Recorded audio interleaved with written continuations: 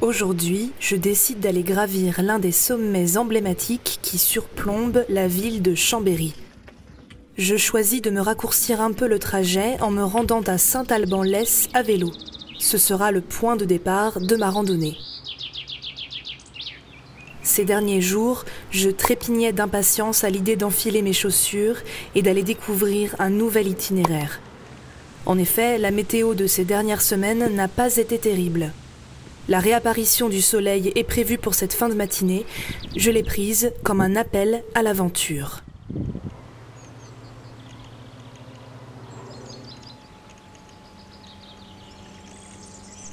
Je suis encore avec mon système D de micro. Je vous jure, à un moment donné, je vais racheter un nouveau micro. Voilà, donc je le tiens comme ça, mais au moins vous êtes sûr de bien m'entendre. Vous entendez peut-être que je suis un peu enrhumée aussi.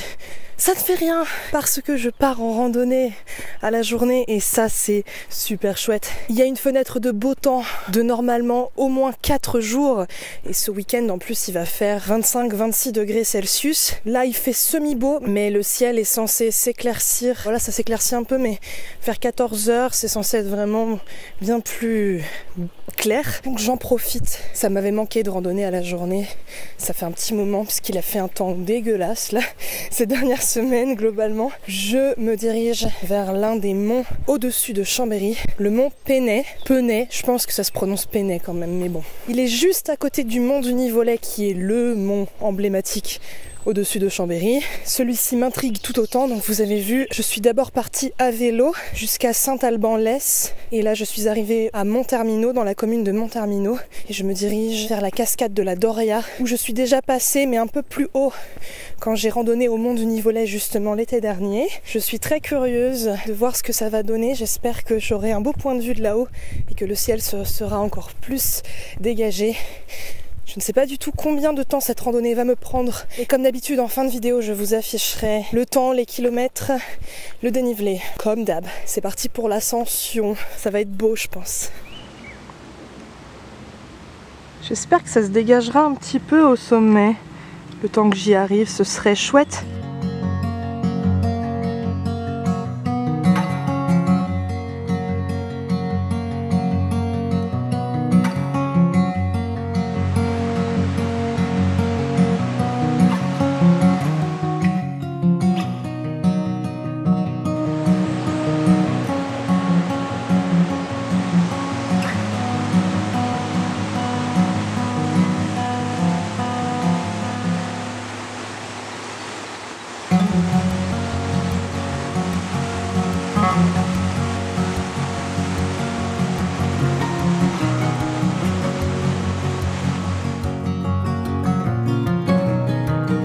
J'ai un peu les boules, je suis obligée de faire un très gros détour et de passer finalement par Lovta, le village par lequel je ne comptais pas passer, parce que la passerelle que vous avez vue en contrebas que j'ai filmée, elle est fermée pour risque d'effondrement. C'était le seul point de passage sur la carte, en tout cas de ce que j'ai vu, pour passer la Doria, grimper le mont Penay par l'itinéraire que je voulais prendre et du coup je suis obligée de faire un super gros détour et prendre un autre trajet. Je peux tout à fait aller au mont Penay mais je suis obligée de faire ça, je suis un peu deg. C'est aussi ça la montagne, c'est que t'as pas toujours...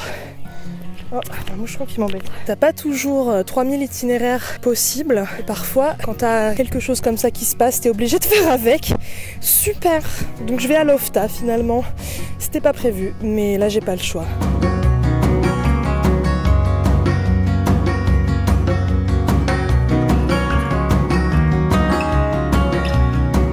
Alors je sais pas quand cet éboulement a eu lieu, mais ça se voit qu'il y a tout un pan de la falaise qui s'est détaché à comme ça.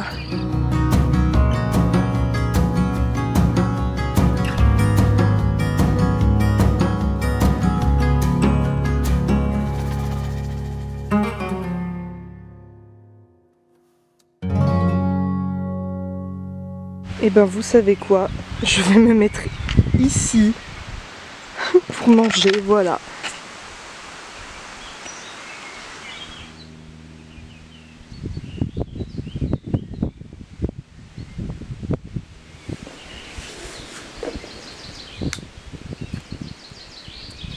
Allez, Il est temps de commencer la véritable ascension.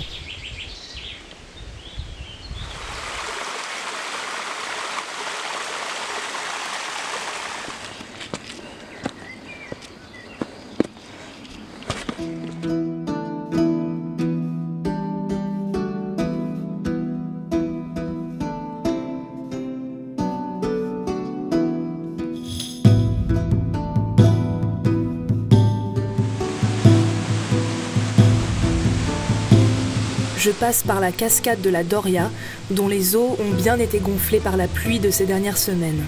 Un vrai bonheur si l'on ressent le besoin de se rafraîchir.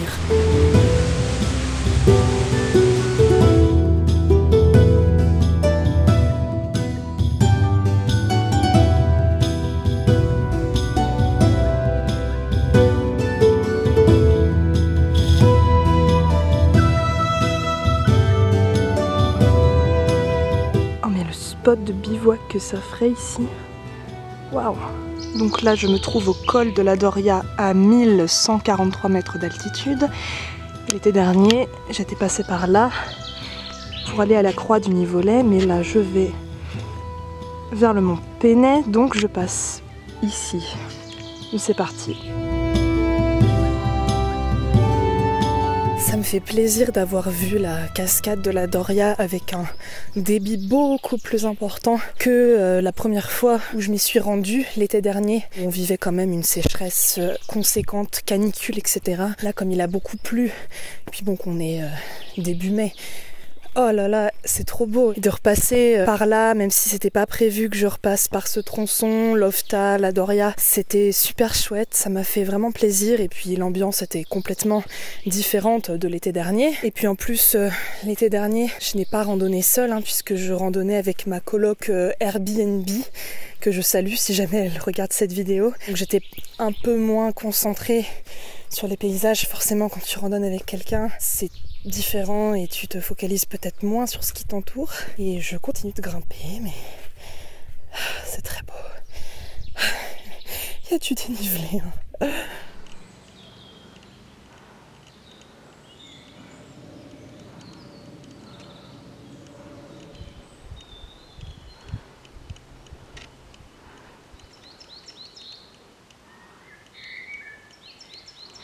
Ça y est. Ouais.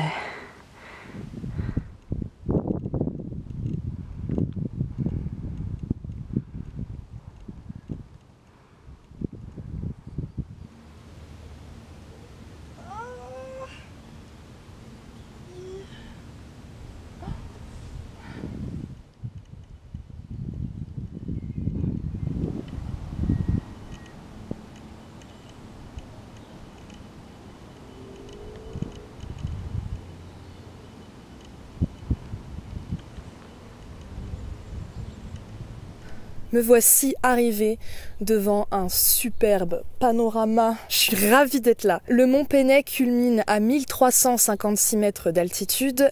Donc c'est un peu moins haut que le mont du Nivolet qui culmine à environ 1550 mètres d'altitude. Pourtant, ça ne rend pas le mont Penay moins intéressant. Il est beaucoup moins fréquenté. Et par rapport à l'été dernier où j'avais grimpé à la croix du Nivolet, où il y avait énormément de monde, là, il y a personne. Et pourtant, le point de vue est tout à fait génial. Oui, le mont Penay est peut-être un peu moins emblématique que le mont du Nivolet qui est vraiment la signature de Chambéry, mais ça reste quand même un des monts principaux qui domine la ville. Donc je vous recommande très fortement de réaliser cette randonnée si vous ne l'avez pas déjà réalisée. Moi je sais pas encore ce que je fais, je m'étais dit que je ferais toute une boucle comme ça sur le mont Penay avant de revenir à mon point de départ et redescendre, mais je suis pas sûre que je vais faire ça. Je pense que je vais rester un petit moment ici, bon ça fait déjà un petit moment que je suis là, admirer le point de vue, me poser tranquillement et puis faire demi-tour, réenfourcher mon vélo. Donc je pense que je vais faire ça, mais je ne suis pas sûre. Donc vous saurez à la fin de la vidéo, et moi aussi du coup.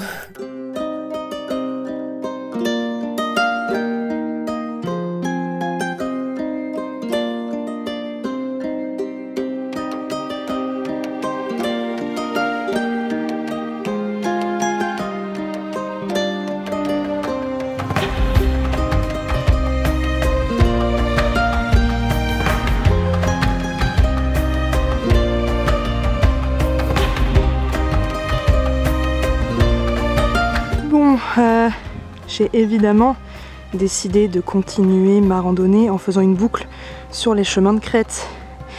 J'aurais été un peu peinée de louper ça.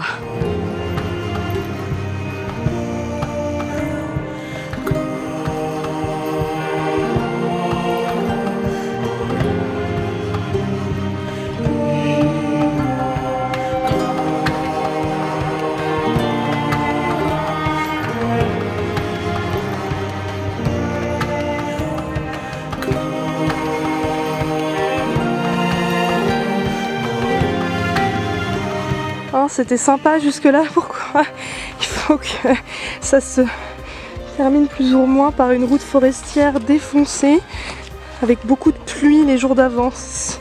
Ça c'est vraiment, mais c'est pas agréable du tout. Oh, aucun plaisir là. Un vrai bonheur cette route. Oh, finesse. Oh, yar. Bon, ça va, je retrouve un chemin beaucoup plus agréable.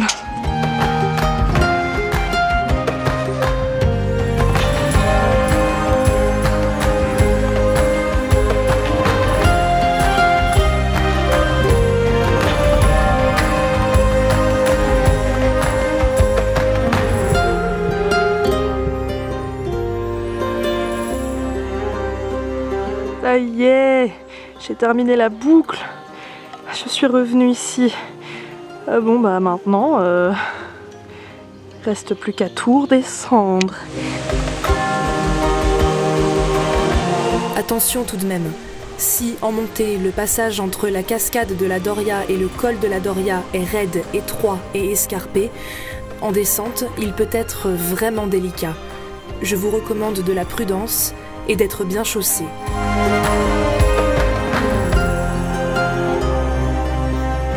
Ben voilà, tout à l'heure, j'étais tout là-haut. J'ai fait tout le tour.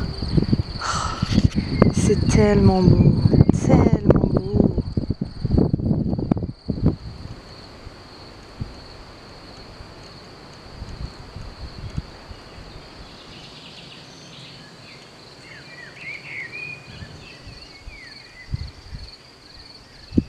Et je retrouve mon vélo. Yes.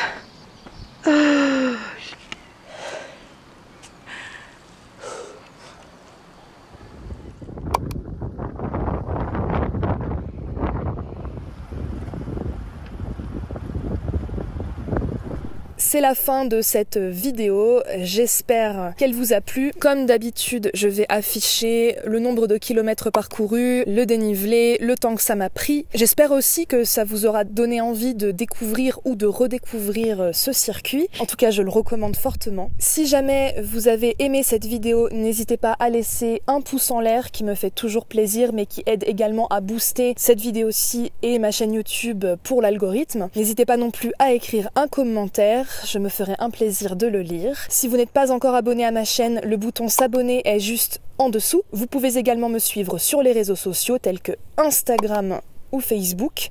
Et enfin, si vous souhaitez et pouvez me soutenir financièrement pour le contenu que je produis sur Internet, il est possible de m'aider via ma page Patreon ou via directement ma chaîne YouTube. Toutes les infos détaillées sont disponibles en barre d'infos, justement, en dessous de la vidéo. Et je remercie déjà celles et ceux qui m'aident ou qui m'ont aidé par le passé. Ça me fait chaud au cœur. Merci beaucoup. En tout cas, j'espère que vous allez bien, que vous vous portez bien et que vous avez l'occasion d'avoir de superbes points de vue pas très loin de chez vous. Et puis quant à moi, je vous dis à bientôt pour une prochaine vidéo. Ciao!